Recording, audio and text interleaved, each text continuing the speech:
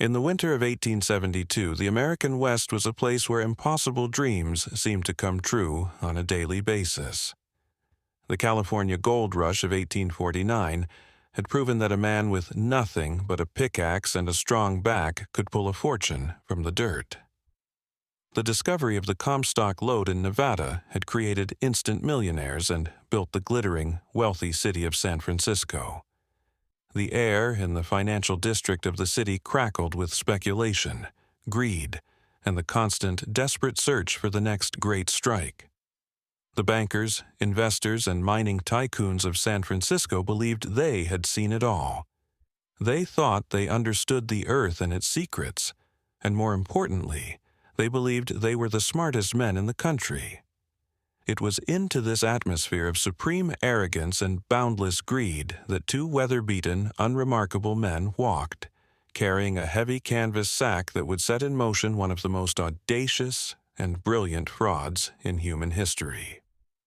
Their names were Philip Arnold and John Slack.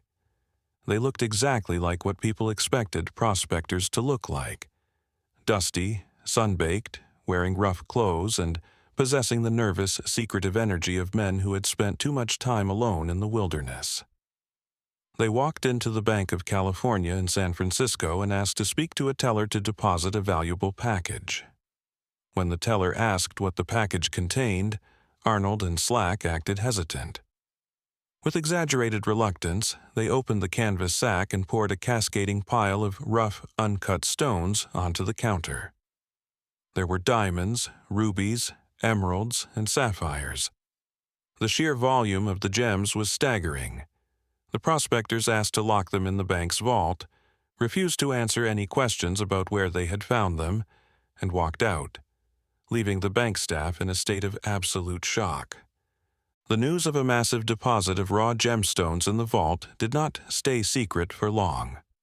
It almost immediately reached the ears of William Chapman Ralston, the founder and president of the Bank of California. Ralston was known as the man who built San Francisco. He had financed the deep mines of the Comstock lode, built theaters, hotels, and railroads, and possessed an insatiable appetite for wealth and power. Ralston immediately summoned Arnold and Slack to his office. He wanted to know where the gems came from. Arnold and Slack played their parts perfectly. They acted like ignorant, paranoid country bumpkins who were terrified that these rich city slickers were going to steal their claim. They stammered, looked at the floor, and insisted that the location was a secret. They claimed they had stumbled upon a remote mesa in Indian Territory where the ground was literally covered in diamonds and rubies. They said you could kick the dirt and uncover fortunes. By playing hard to get, the two prospectors engaged the most powerful psychological weapon in the con artist's arsenal. They let the mark convince himself. Ralston, looking at these uneducated, simple men, assumed they were too stupid to pull off a scam. He believed that he, the sophisticated financier, could manipulate them and take control of the greatest gem discovery in the history of the world. To secure their trust, Ralston offered to buy a fraction of their claim, paying them $50,000 in cash just to keep them from talking to any other investors. He then demanded that they take a representative to the site to prove the field existed. Arnold and Slack agreed, but on one condition. The representative had to be blindfolded for the final leg of the journey, so he could not learn the location and steal the claim. Ralston sent a trusted associate named David Colton. The prospectors took Colton on a dizzying, intentionally disorienting journey. They boarded a train from San Francisco, traveled hundreds of miles, got off at a remote desert station, and then rode on horseback for 4 days. For the last part of the ride, Colton was securely blindfolded. He rode for hours in darkness, spun around in circles, led up rocky ravines and down dry riverbeds. When they finally pulled the blindfold off, Colton found himself standing on a high, rocky mesa surrounded by endless desert scrub. Arnold handed him a pickaxe. Within minutes of scratching at the dirt, Colton uncovered a diamond. Then he found a ruby, then a sapphire. He dug around an anthill and found that the ants had literally pushed small, glittering garnets to the surface while building their colony. Colton was absolutely, completely mesmerized. He gathered a bag full of the precious stones, was blindfolded once again, and led back to the train station. When he returned to San Francisco, he poured the stones onto William Ralston's desk and declared that he had seen a field of unimaginable wealth. He estimated that a small crew of men could pull millions of dollars worth of diamonds from the dirt in a matter of weeks. What William Ralston and David Colton did not know, and what they could never have imagined, was that they were the victims of a meticulously planned illusion. Philip Arnold and John Slack were not ignorant bumpkins. Arnold, in particular, was a highly intelligent, calculating man who had worked in the mining industry for years and understood the geology of the American West. He also understood the psychology of greedy men. Months before they ever walked into the Bank of California, Arnold and Slack had traveled to London and Amsterdam, the centers of the global diamond trade. Using money they had saved from previous legitimate mining ventures, they visited wholesale gem dealers and purchased tens of thousands of dollars worth of low-grade, uncut, imperfect gems. They bought rough diamonds known as bort, which were practically worthless for jewelry, and were used primarily for industrial cutting and grinding. They bought cheap, heavily flawed rubies, sapphires, and garnets by the pound. Returning to the United States, they secretly traveled to a remote, utterly worthless patch of land in the northwestern corner of the Wyoming Territory. For days, the two men painstakingly salted the mesa. They loaded their shotguns with small diamonds and fired them into the rocky outcroppings to embed them in the stone. They used iron rods to pry open cracks in the bedrock, dropped rough rubies inside, and packed them with dirt. They meticulously pushed garnets into the sides of anthills. They created a perfectly designed theatrical set, transforming a desolate plateau into a glittering treasure field, waiting for the right audience to arrive. With Colton's glowing report, William Ralston decided it was time to bring in the big money. San Francisco was rich, but to fully exploit a diamond field that could rival the legendary mines of South Africa, he needed the massive capital of the East Coast. Ralston reached out to the most powerful men in New York City. The list of men who lined up to invest reads like a directory of the Gilded Age elite. There was Horace Greeley, the famous newspaper publisher. There was General George B. McClellan, the former commander of the Union Army. There was Baron Rothschild, representing the immense wealth of the European banking dynasty. And most importantly, there was Charles Tiffany, the founder of Tiffany & Company, the most prestigious jeweler in America. Ralston brought Arnold, Slack, and a large bag of the gems to New York to meet with the investors. The titans of industry gathered in the luxurious parlors of the city, eager to get their hands on the claim. But they were businessmen, and before they handed over millions of dollars, they wanted the stones appraised by the ultimate authority. The bag of gems was handed to Charles Tiffany. Tiffany took the stones to his chief lapidary, a man who had spent his entire life evaluating precious gems. It was at this moment that the hoax should have unraveled. A truly competent objective gemologist should have instantly recognized that these were low-grade, nearly worthless stones. But the psychology of the con worked its magic once again. The lapidary knew these stones had supposedly been pulled directly from the American soil, a discovery that would change the world economy. The excitement, the pressure of the wealthy men waiting in the next room, and the sheer romance of the story clouded his judgment. The expert looked at the pile of cheap, flawed rocks and appraised their value at $150,000. In reality, they were worth barely a fraction of that. When Charles Tiffany announced the appraisal, the room erupted. The investors immediately formed a corporation, capitalizing it with $10 million. But they had one final demand. Before they bought out Arnold and Slack's controlling interest in the claim, the field had to be inspected by an independent, world-renowned mining engineer. They chose Henry Janin. At the time, Janin was considered the absolute gold standard of mining evaluation in the United States. His reputation was flawless. If Janin said a mine was real, it was real. This was the critical moment for Arnold and Slack. They knew that Henry Janin was a brilliant man, and if he looked too closely at the geology of the mesa, he might realize it was a fake. They needed to ensure the field was overwhelmingly convincing. Before taking Janin out to the site, Arnold made another rapid, secret trip to London. He spent thousands of dollars buying more rough diamonds and rubies. He raced back to Wyoming, rode out to the mesa, and salted the field a second time, loading the dirt with so many gems that a blind man could find them. In the summer of 1872, the final expedition set out.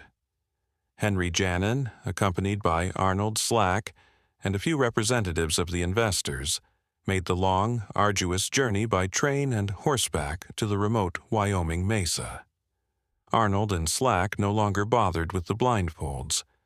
They knew that once Janin signed his report, they would take their money and disappear. When they arrived at the mesa, Janin stepped off his horse, walked over to a small patch of dirt, and dug his hands into the soil. Almost instantly, he pulled out a rough diamond. He moved a few feet away, dug again, and found a ruby.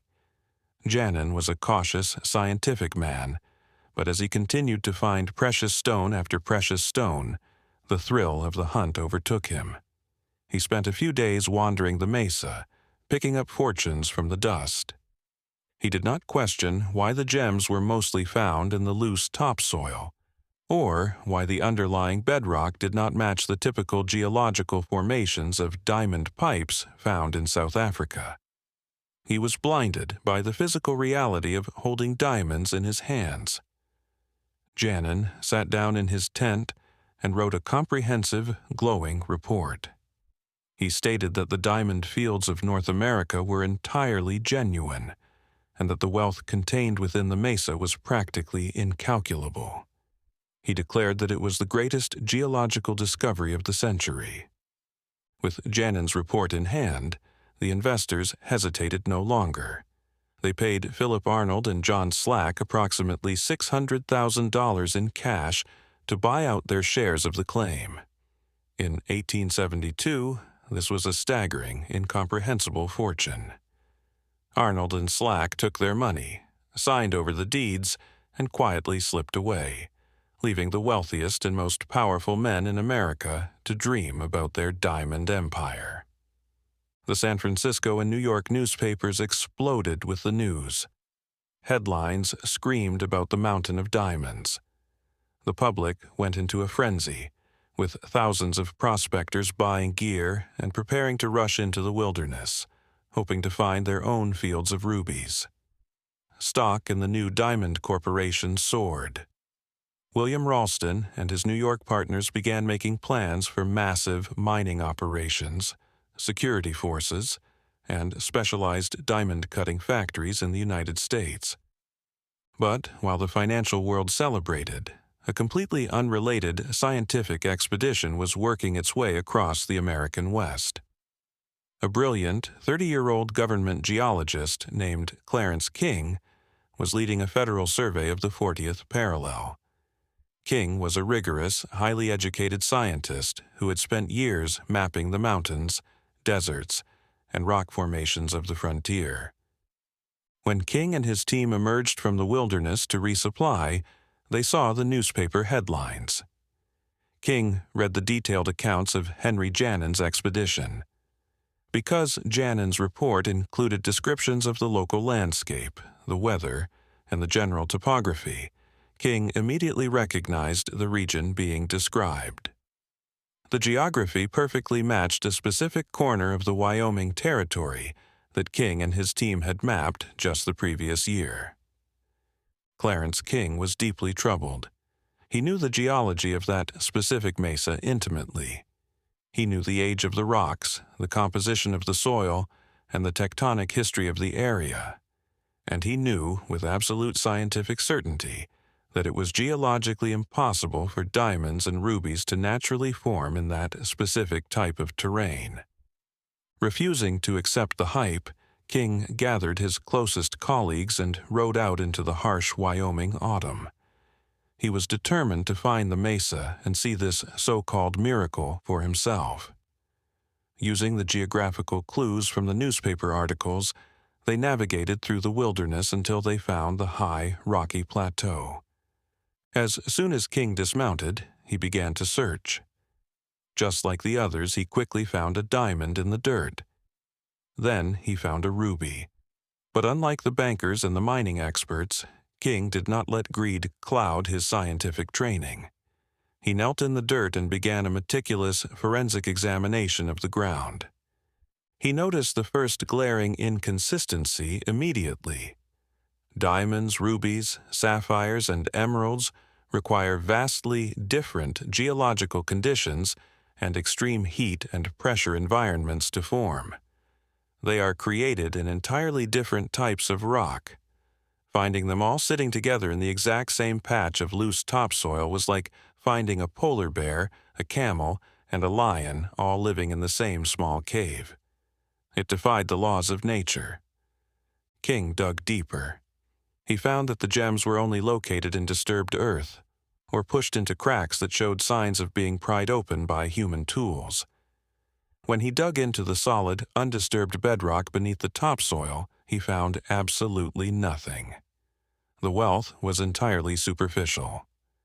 The final, undeniable proof came when one of King's men shouted for him to come over. The man was holding a rough diamond he had just pulled from the dirt. King took out his jeweler's loupe and examined the stone in the bright sunlight. There, clearly visible on the surface of the rough diamond, were the distinct microscopic scratch marks of a metal lapidary tool. The stone had been partially cut by a jeweler before being buried in the Wyoming dirt. King stood up on the desolate mesa, holding the altered diamond. He realized the magnitude of what he had uncovered. The greatest financial minds of the Gilded Age, the most famous jewelers, and the most respected mining engineers had all fallen for a spectacular, brilliantly executed hoax. The great diamond field was a complete fake. Clarence King knew he had to act with extreme speed. The stock of the Diamond Corporation was soaring, and ordinary citizens were investing their life savings into a total illusion. King rode relentlessly back to civilization, boarded a train, and raced to San Francisco. He marched directly into the luxurious offices of William Ralston. King laid out his findings with cold, unassailable scientific precision. He explained the geological impossibilities, the disturbed soil, and the tool marks on the stones. He told Ralston that if the bank did not publicly expose the fraud immediately, he would release his findings to the press and destroy their reputations. Ralston was devastated. The realization that he, the king of San Francisco, had been so thoroughly duped by two dusty, uneducated-looking prospectors was a humiliating blow. To his credit, and out of a desperate need to salvage whatever reputation he had left, Ralston accompanied King to the newspaper offices. The next morning, the headlines in San Francisco and New York abruptly changed. The diamond bubble burst with catastrophic force. The public was stunned. The wealthy investors who had poured millions into the corporation were left with nothing but bags of cheap European industrial stones. Henry Janin, the flawless mining expert, saw his reputation completely destroyed overnight. He had been blinded by the very stones he was hired to evaluate. The aftermath of the hoax left a trail of ruined pride and vastly different fates for those involved. William Ralston never truly recovered from the humiliation and the financial entanglements of his various aggressive schemes. A few years later, facing the collapse of his banking empire, his body was found floating in the San Francisco Bay, an apparent victim of a heart attack or suicide. Clarence King, on the other hand, became an international hero. His dedication to truth and science over greed earned him universal respect, and he was later appointed as the first director of the newly formed United States Geological Survey. As for the masterminds of the hoax, their paths diverged entirely. John Slack, having secured his portion of the massive payout, seemed to vanish into the vastness of the American landscape. He was terrified of the powerful men he had swindled and lived the rest of his life in absolute obscurity. Years later, he surfaced in a small town in New Mexico, working quietly as a coffin maker, never spending the fortune he had stolen, and eventually dying in quiet poverty. Philip Arnold, however, took a different approach. He took his massive share of the money and returned to his home state of Kentucky. He bought a sprawling, luxurious estate, purchased a large farm, and opened his own bank. He lived the life of a wealthy, highly respected gentleman. When the furious East Coast investors finally tracked him down and sent an army of lawyers to Kentucky to sue him, Arnold did not run. He hired the best local attorneys, leveraged his status as a beloved member of the community, and fought them in the courts. The investors realized that prosecuting a popular local hero in a Kentucky courtroom with a Kentucky jury was a losing battle. They eventually settled out of court. Arnold paid them back a mere $150,000, keeping the vast majority of the stolen fortune for himself. He lived comfortably for a few more years until he was severely wounded in a shotgun duel with a rival banker over an entirely unrelated local business dispute, eventually dying from his injuries. The great diamond hoax of 1872 faded into the annals of history, overshadowed by the very real gold and silver rushes of the era. But it remains one of the most perfectly executed confidence games ever conceived. Philip Arnold and John Slack did not use complex financial instruments, forged documents, or elaborate technology. They used the oldest and most reliable tool in existence, the blinding power of human greed. They understood that if you present men with a fortune that they desperately want to believe is real, they will eagerly, willingly, and happily deceive themselves. They took a pocketful of cheap rocks, a barren patch of Wyoming dirt, and the supreme arrogance of the Gilded Age, and spun it into absolute gold.